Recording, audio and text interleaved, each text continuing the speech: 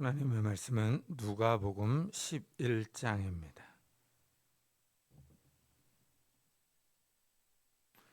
신약성경 111페이지입니다. 누가복음 11장 1절부터 4절까지 한 절씩 교독하겠습니다. 누가복음 11장 1절부터 4절까지 한 절씩 교독하겠습니다. 예수께서 한 곳에서 기도하시고 마치심에 제자 중 하나가 여짜오되 주여 요한이 자기 제자들에게 기도를 가르친 것과 같이 우리에게도 가르쳐 주옵소서.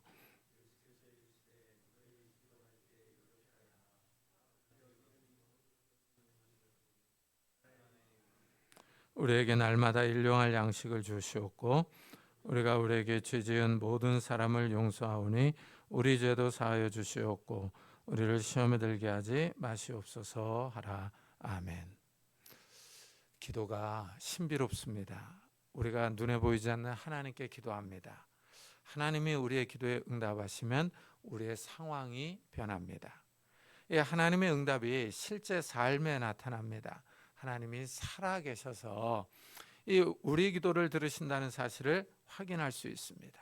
하나님이 눈에 보이지 않지만 하나님이 나를 보시며 나와 함께 하심을 경험할 수 있습니다. 이래서 기도가 신기합니다. 살아계신 하나님을 경험하며 능력의 하나님을 체험합니다. 기도는 우리의 필요를 하나님께 아뢰는 것입니다. 예수님은 기도할 때 중언부언하지 말라 하십니다. 의미 없는 말들을 반복하지 말라는 뜻입니다. 무슨 주문 외우듯이 기도하지 말라고 하십니다. 기도에는 이 내용, 의미가 있어야 합니다. 그렇다면 어떻게 기도해야 할까 하는 의문이 듭니다. 어떻게 기도해야 하나님이 기뻐 받으시는 기도가 될 수 있느냐 하는 겁니다. 하루는 예수님이 기도를 마치시고 내려오시자 한 제자가 예수님께 기도를 가르쳐 달라고 합니다. 예수님이 직접 제자들에게 기도하는 법을 가르쳐 줍니다. 이것이 우리가 읽은 주기도문입니다. 이 누가복음의 주기도문은 마태복음에 나오는 주기도문보다 더 짧습니다. 예수님은 먼저 하나님을 아버지로 부르며 기도하라고 합니다. 우리가 누구에게 기도하는지 그 대상을 설명합니다. 하나님과 우리 사이, 성도들과의 사이가 부자 관계입니다. 자녀들이 아버지께 말하는 것이 기도입니다. 눈치를 보고 굽신거리는 사장님과 부하 직원 관계가 아니라 따뜻한 가정 분위기입니다. 이 땅의 아버지들은 가족 식구들의 필요를 위해 일하며 자녀들을 돌봅니다. 자녀들은 삶이 힘들고 어려울 때 아버지 어머니를 찾습니다. 이 부모님이 자녀들을 도와주며 돌봅니다. 일찍 부모님이 돌아가신 분들은 어려울 때 이때 아버지가 살아계셨으면 하는 생각이 들 때가 있습니다. 아버지 어머니가 생존해 계시는 것만으로 힘이 될 때가 있습니다. 하지만 이 모든 아버지가 다 친절하고 성실한 것은 아닙니다. 아버지가 살아계셔도 도움이 되지 않는 분들도 있습니다. 오히려 아버지가 속을 더 썩입니다. 자녀들의 짐이 되는 분들도 있습니다. 이 땅의 아버지들은 불완전합니다. 자녀들에게 잘해주고 싶은데 능력이 없어서 짐이 될 수도 있습니다. 나는 왜 다른 사람들처럼 능력 있는 아버지가 없었을까? 왜 나의 부모님은 이렇게 나에게 짐이 될까? 이렇게 생각하는 분들도 있습니다. 이렇게 힘이 들고 어려울 때 우리에게는 하늘 아버지가 계신다는 사실을 기억해야 합니다. 하늘 아버지가 우리를 도와주십니다. 우리에게 힘과 용기를 주시며 능력과 지혜를 부어주십니다. 하늘 아버지는 우리에게 짐이 되지 않습니다. 우리의 속을 썩이지 않습니다. 우리를 도와주십니다. 이 성도들의 가장 좋은 점이 여기 있습니다. 하늘 아버지가 계십니다. 참 좋으신 이 선하신 아버지입니다. 자녀들의 고통과 슬픔을 들어줍니다. 우리의 마음을 헤아려 주십니다. 또한 이 하늘 아버지는 능력이 있습니다. 우리의 어려운 문제들을 해결해 주실 수 있는 지혜와 능력이 있습니다. 성도들에게는 선하고 지혜롭고 능력이 많으신 하늘 아버지가 계셔서 기도할 수 있습니다. 아버지가 매일 술 마시고 들어와서 엄마와 아이들을 때린다면 그 가정은 심각합니다. 아이들이 집에 들여오려고 하지 않고 밖으로 놔둡니다. 아버지가 좋아야 가정이 평안하고 화목합니다. 아버지로 인해서 상처를 받는 사람들이 있습니다. 그런데 우리가 아버지로 부르는 하나님, 그 하나님은 정말 좋으신 분입니다. 인자와 자비와 사랑이 많습니다. 우리를 자녀로 부르신 하나님은 성품이 좋습니다. 좋으신 하나님은 무엇보다도 우리가 기도하는 것을 좋아하십니다. 우리가 기도할 때마다 무슨 기도를 하나 하고 귀를 기울이시고 응답하시기를 기뻐하십니다. 사람들은 이 땅에서 생활합니다. 우리가 이 땅에서 기도하면 우리의 기도가 하늘을 향해 나아갑니다. 하늘에 계신 아버지가 우리의 기도를 들으십니다. 신기하게 기도는 땅과 하늘을 연결합니다. 이 땅에서 하늘의 도움을 받는 방법입니다. 이 땅에서 내 편이 없고 도와줄 사람이 없어도 하늘 아버지는 내 편이 되시며 나를 도와주실 준비를 하고 계십니다. 요즘 전화가 참 좋습니다. 해외 나가 있어도 휴대전화로 통화가 가능합니다. 카카오톡으로는 미국에 있는 사람과도 영상 통화를 할 수 있습니다. 그렇지만 이 땅에서 하늘과 영상 통화를 할 수는 없습니다. 그렇지만 이 기도가 하늘과 통화할 수 있습니다. 우리는 하늘에 계신 하나님께 기도합니다. 하나님을 아버지로 부릅니다. 예수님은 우리에게 하늘에 계신 아버지께 기도하라고 합니다. 그리고 기도할 때 먼저 하나님의 이름, 그 이름을 생각하라고 합니다. 아버지여, 이름이 거룩히 여김을 받으시오며 합니다. 아버지의 이름을 거룩하게 할 것을 기도합니다. 이름이 인격이며 존재입니다. 제 이름이 김영욱입니다. 여러분들이 저의 이름을 부를 때 저의 존재를 생각합니다. 키가 큰 은혜생교회 목사 하고 떠올립니다. 이름은 그 사람의 존재 자체를 보여줍니다. 우리의 하나님의 이름이 있습니다. 하나님은 자신의 이름과 함께 자신이 이 세상에 사신 일을 소개합니다. 하나님이 아브라함에게 나타나셔서 나는 이 땅을 내게 주어 소유를 삼게 하려고 너를 갈대아인의 우리에서 이끌어낼 여호와다 하십니다. 하나님이 자신의 이름을 나는 여호와다 하고 소개를 합니다. 그리고 가나안 땅을 아브라함과 그의 후손에게 주실 것을 말씀합니다. 하나님의 이름과 함께 하실 일, 그 일을 말씀하십니다. 하나님이 흥미롭습니다.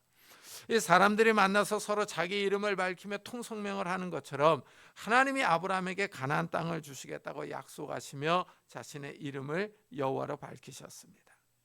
여기서 여호와의 이름은 이 가나안 땅을 주시기로 약속하신 하나님입니다. 하나님은 자신의 이름과 함께 이 땅에 행하실 계획을 말씀해 주십니다.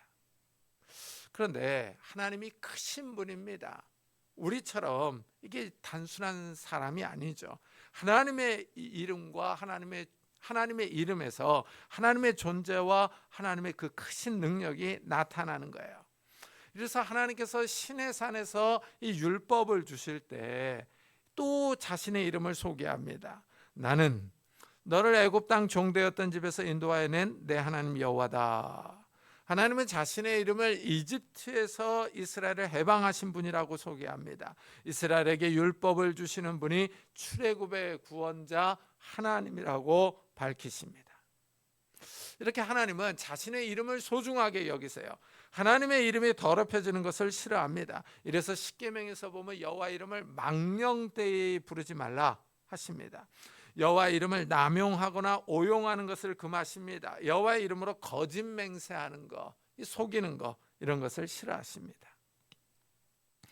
하나님이 이스라엘에게 가나안 땅을 주시며 그 땅에서 하나님의 법을 잘 지키면서 살기를 바라셨습니다. 그런데 이스라엘이 이 하나님의 법을 잘 지키지 않습니다. 결국 이스라엘이 하나님의 심판을 받아 바벨론으로 포로로 잡혀갑니다. 이스라엘은 분명히 창조주 하나님, 전능하신 하나님, 살아계시는 하나님을 섬기는 백성입니다. 그런데 이스라엘 나라가 망해서 포로로 잡혀갔어요. 이스라엘을 포로로 잡아온 백성이 이스라엘의 하나님을 비웃습니다. 이스라엘의 신은 능력이 없어서 그의 백성을 구원하지 못했다 하고 비난합니다. 하나님의 이름이 이 포로지에서 더럽혀집니다. 하나님의 명예가 훼손됩니다. 하나님이 자기 이름이 더럽혀지는 것을 기뻐하지 않습니다. 이래서 하나님이 이스라엘을 바벨론에서 구원하십니다. 하나님의 이름이 더럽혀지지 않도록 이스라엘을 바벨론에서 구원해서 다시 가나안 땅으로 돌아오게 하십니다. 하나님은 이 자신의 이름이 더럽혀지는 것을 참지 못하십니다. 이 자신의 이름을 위해서 하나님의 백성을 구원하십니다. 더 나아가 하나님은 자녀들에게 하나님의 이름에 합당한 삶을 살라고 하십니다. 이 성도들은 하나님의 이름으로 불리는 백성이기 때문입니다. 그래서 하나님은 이스라엘에게 나 여호와가 거룩하니 너희도 거룩할지어다 하십니다. 이 하나님이 거룩하시니까 하나님의 백성인 너희도 거룩한 삶을 살라 하는 것입니다. 하나님의 백성은 하나님의 이름을 거룩하게 해야 합니다. 우리의 부정한 삶이나 이 비윤리적인 행동으로 인하여 하나님의 이름이 더럽혀지지 않도록 조심해야 합니다. 하나님을 섬기는 교회가 부정한 짓을 저지르면 하나님의 이름이 더럽혀집니다. 하나님의 이름을 거룩하게 해야 할 교회가 오히려 하나님의 이름에 먹칠을 한다면 하나님의 영광을 가리는 것입니다. 아이들이 잘못을 저지르면 사람들은 흔히 너희 아버지 누구시냐? 너희 아버지 뭐 하시냐? 하고 물어봅니다. 아이들이 잘못하면 부모가 교육을 잘하지 못했다고 욕을 먹습니다. 유명 정치인들의 자녀들이 음주운전을 하거나 부정한 짓을 저질러서 뉴스에 나옵니다. 이러면 사람들이 그 아버지를 손가락질하며 욕합니다. 이와 유사합니다. 성도들이 잘못 행동하면 사람들이 하나님을 손가락질하며 비방합니다. 이러면 하나님의 이름이 더럽혀집니다. 우리의 잘못으로 인해 하나님의 명예가 추락합니다. 예수님은 하나님의 이름이 거룩히 여김을 받기를 위해서 기도하라 하십니다. 두 번째는 나라가 임하옵시며 하고 기도하라고 합니다. 이 헬라어로 보면은 당신의 나라가 임하시오며 입니다. 아버지의 나라, 하나님의 나라가 이 땅에 임하기를 기도하라고 하십니다. 예수님은 처음 사역을 시작할 때 때가 찼고 하나님의 나라가 가까이 왔으니 회개하고 복음을 믿으라 하고 설교하셨습니다. 이 하나님 나라는 하나님이 다스리시며 통치하는 나라입니다. 예수님이 이 땅에 오심으로 하나님의 나라가 이 땅에 임하고 있습니다. 예수님은 하나님의 나라가 이 땅에서 완성되도록 기도하라고 하십니다. 이 땅에 많은 나라가 있습니다. 강대국이 있는가 하면 약소국이 있습니다. 자본주의 국가가 있는가 하면 사회주의 국가가 있습니다. 이 땅에 많은 나라가 있지만 완벽한 정의가 이루어지는 나라는 없습니다. 부정과 부패, 거짓과 속임, 폭력이 난무합니다. 국가 지도자가 부패한 나라도 있습니다. 그러나 하나님의 나라는 공평과 정의가 넘칩니다. 무엇보다도 하나님 나라는 완벽한 샬롬, 평화가 넘치는 나라입니다. 이 땅에는 지금 전쟁이 한창입니다. 우크라이나와 러시아 전쟁이 우리와 상관이 없을 줄 알았는데 물가 상승에 영향을 미치더니 이제는 외교, 군사, 정치에도 영향을 미치고 있습니다. 이 북한이 군인을 파병해서 서구의 나라들이 요동치고 있습니다. 중동의 이스라엘과 헤즈볼라의 전쟁이 중동 지역에 큰 긴장감을 조성하고 있습니다.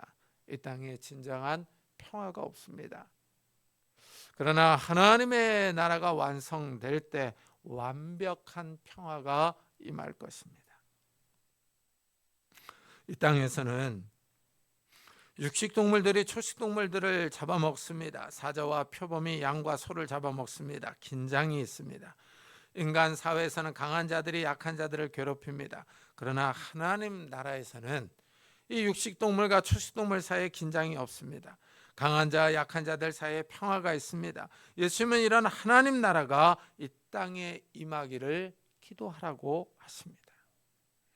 예수님은 하나님의 나라가 이 땅에 이루어지기를 기도하라고 합니다. 부정과 불의, 거짓과 폭력이 판치는 이 세상에 공의와 정의가 넘치는 나라, 평화가 넘치는 나라가 임하기를 간구하라고 합니다. 이 땅에는 차별과 불공평, 폭력이 존재하지만 하나님 나라는 공평합니다. 차별이 없습니다. 성도들은 이런 나라가 이 땅에 임하기를 간구해야 합니다. 여기 누가복음에는 나오지 않지만은 마태복음에는 하나님의 뜻이 나옵니다. 뜻이 하늘에서 이루어진 것 같이 땅에서도 이루어지이다 합니다. 이 뜻은 당신의 뜻으로 하나님의 뜻을 말합니다. 하늘에서 하나님의 뜻이 이루어진 것 같이 이 땅에서도 이루어지기를 기도하라고 하십니다. 하나님의 구원 계획이 성도들의 기도를 통해서 이루어집니다. 하나님의 뜻은 무엇보다도 예수님을 통해서 나타났습니다. 예수님은 하나님의 뜻을 행하러 이 땅에 오셨습니다. 내가 하늘에서 내려온 것은 내 뜻을 행하려 함이 아니요 나를 보내신 이의 뜻을 행하려 함이니라. 예수님은 하늘에서 이 땅에 내려오셨습니다. 하늘 아버지의 뜻을 행하려고 이 세상에 오셨습니다. 예수님은 하나님의 뜻을 명확하게 말씀합니다. 내 아버지의 뜻은 아들을 보고 믿는 자마다 영생을 얻는 이것이니 마지막 날에 내가 이를 다시 살리리라. 하나님의 뜻은 사람들이 예수 그리스도를 믿는 것입니다. 예수 그리스도를 믿는 자들은 영원한 생명을 받습니다. 사람들은 이 땅에서 다 죽습니다. 그러나 예수를 믿는 사람들은 죽음이 끝이 아닙니다. 마지막 날에 예수님이 다시 살리십니다. 마지막 날에 부활하여 영원한 생명을 얻습니다. 하나님의 뜻은 사람들이 예수 그리스도를 믿는 겁니다. 예수 그리스도 앞에서 자신이 죄인인 것을 인정하고 예수님이 우리의 죄를 용서해 주기 위하여 십자가에서 죽으셨다는 사실을 믿기를 바라십니다. 예수님의 십자가의 죽음을 믿는 사람들에게 하나님의 은혜가 임합니다. 하나님이 그들의 죄를 용서하시며 의롭다고 인정하십니다. 영원한 생명을 주십니다. 이것이 하나님의 뜻입니다. 하나님의 뜻이 이 땅에 이루어지도록 기도하라고 하십니다. 하나님의 뜻은 사람들이 예수 그리스도를 믿고 구원받는 겁니다. 이것은 복음을 통하여 나타납니다. 복음 전파를 위하여 힘쓰는 것, 전도와 선교를 위해 기도하며 헌신하며 후원하는 것, 하나님의 뜻을 행하는 겁니다. 하나님의 구원 사역이 이 땅에서 왕성하게 퍼져나가도록 기도하는 것이 하나님의 뜻입니다. 이 예수님이 가르쳐 주신 기도를 자세히 살펴보면은 이 하나님 중심적인 기도가 우선입니다. 하나님의 이름, 하나님의 나라, 하나님의 뜻을 위하여 먼저 기도하라고 하십니다. 이것을 보면 기도에는 우선순위가 있습니다. 우리가 이 땅에서 사는데 필요한 것을 구하는 것이 중요합니다. 그러나 먼저 하나님의 나라, 하나님의 이름, 하나님의 뜻을 위하여 기도하는 것이 순서입니다. 이래서 예수님은 너희는 먼저 그의 나라와 그의 의를 구하라. 그리하면 이 모든 것을 너희에게 더하시리라 하셨습니다. 하나님 나라를 위하여 먼저 기도할 때 하나님이 이 땅에서 우리가 먹고 마시며 입고 자고 할 것을 채워주십니다. 우리의 필요를 위해 먼저 기도하는 것이 아닙니다. 하나님 아버지의 영광을 위하여 먼저 기도하는 것이 순서입니다. 예수님은 주기도문에서 이렇게 먼저 하나님 중심적인 기도를 말씀해 주셨습니다. 그 외에 예수님은 우리의 필요를 위해서 기도하라고 하십니다. 주기도문의 후반부는 1인칭 복수 우리가 많이 나옵니다. 우리 중심적인 기도입니다. 주기도문의 전반부는 하나님의 이름, 하나님의 나라, 하나님의 뜻이 먼저 나왔습니다. 이 하나님 중심적인, 하나님 우선적인 것이 전반부에서 눈에 확 들어왔습니다. 그런데 후반부는 이제 우리가 자주 나옵니다. 먼저 예수님은 우리에게 날마다 일용할 양식을 주시옵고 하고 기도하라고 하십니다. 양식을 위해서 기도해야 합니다. 이 사람은 매일 먹어야 살 수 있습니다. 먹지 않고는 살 수 없습니다. 따라서 먹는 문제가 아주 중요합니다. 먹고 살기 위해서 사람들은 다 일합니다. 먹을 것을 위해서 공부하고 일합니다. 우리 사람의 마음이 참 간사합니다. 집에 먹을 것이 많으면 마음이 푸근하고 좋습니다. 그런데 먹을 것이 떨어지면 마음이 심란합니다. 근심이 생깁니다. 우리의 믿음도 이상합니다. 통장에 돈이 많으면 믿음이 좋은 것 같습니다. 그런데 통장에 돈이 떨어지면 믿음도 같이 떨어집니다. 믿음이 떨어지고 걱정과 근심이 밀려옵니다. 내일 무엇을 먹을 것인가? 아이들 교육비는 어떻게 마련할 것인가? 이번 달 월세는 어떻게 할 것인가? 하고 걱정하며 염려합니다. 이 평상시에는 우리의 믿음이 좋은 것 같습니다. 그러나 막상 먹을 것이 떨어지고 돈이 없으면 별의별 생각이 다 듭니다. 힘 있는 친척을 먼저 찾아가 부탁합니다. 우리의 믿음이 연약하다는 것을 발견할 수 있습니다. 제가 학생일 때 현실을 잘 몰랐습니다. 늘 하나님의 말씀을 연구하고 기도했습니다. 그런데 집에 이제 먹을 게 없습니다.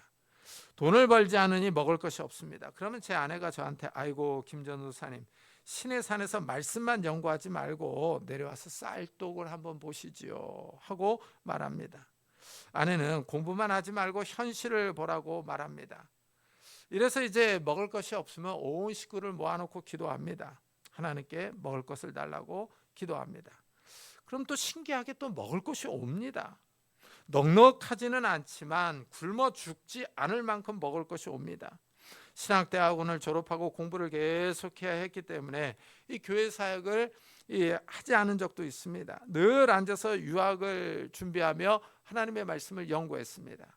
그럼 이제 하나님이 만나를 보내주십니다. 돈을 벌지 않고 공부만 했는데 하나님이 먹을 것을 주십니다. 또 신기하게 돈은 없는데 넓은 집에서만 살았습니다. 돈은 100만 원이 없었는데 다 독채에서 살았어요. 이 마당이 있는 넓은 집에서 텃밭을 가꾸면서 살았습니다. 네덜란드에 가서는 3층 집에서 살았어요. 마당에 잔디를 깎으면서 살았습니다. 하나님의 말씀을 위해서 이제 시간을 투자를 했어요. 그러니까 하나님이 많은 돈을 주지는 않았지만 먹을 것과 살 집을 주셨습니다. 그때 알았습니다. 하나님의 일에 먼저 헌신하면은 하나님이 굶겨 죽이지는 않는다는 사실이었습니다. 하지만 기도해야 합니다.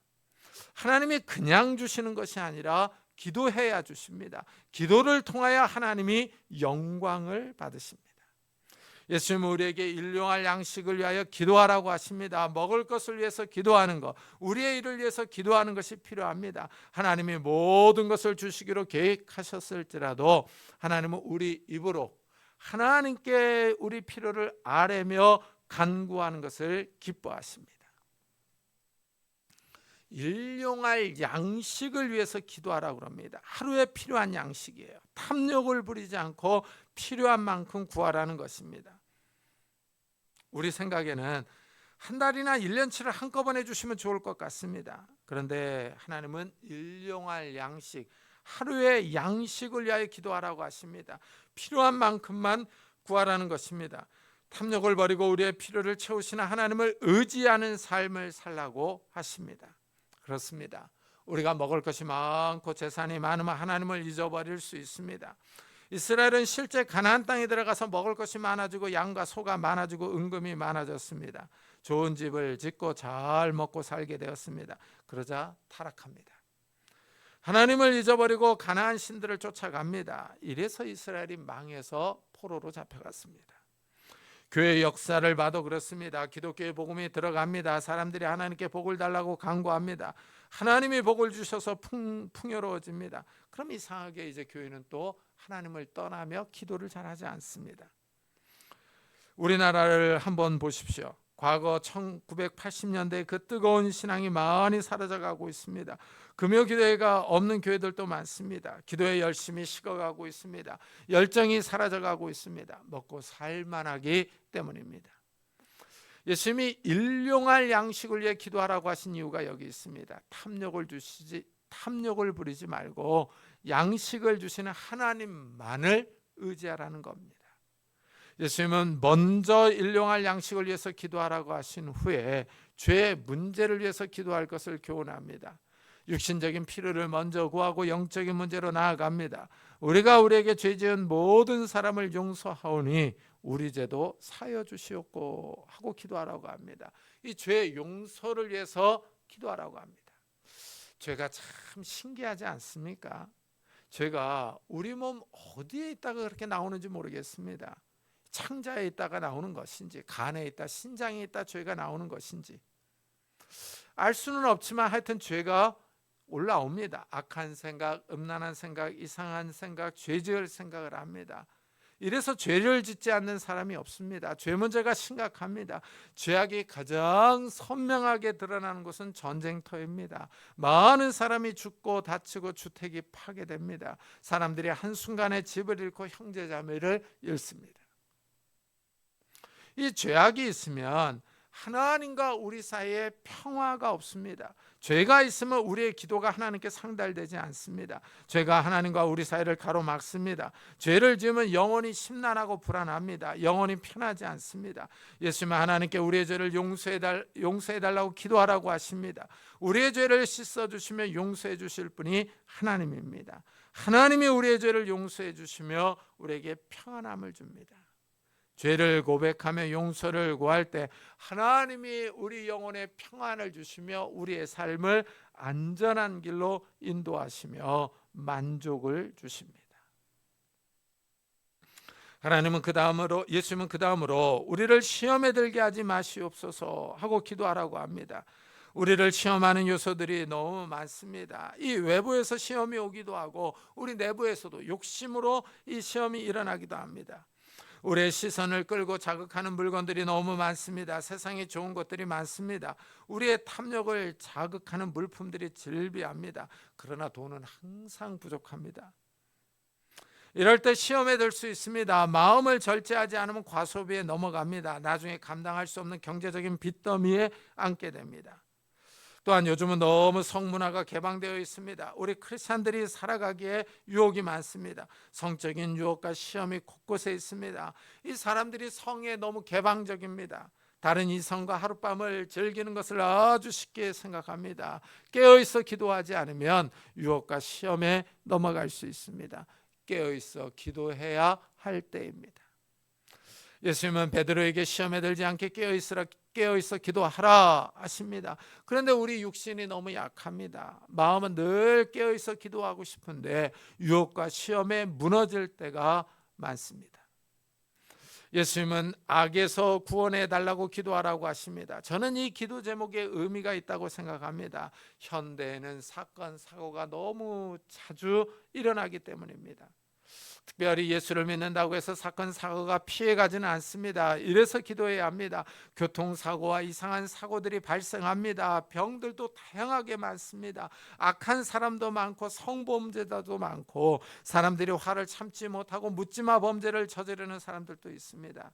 가정에 불화가 쌓여서 갑자기 폭발하는 사람들도 있습니다.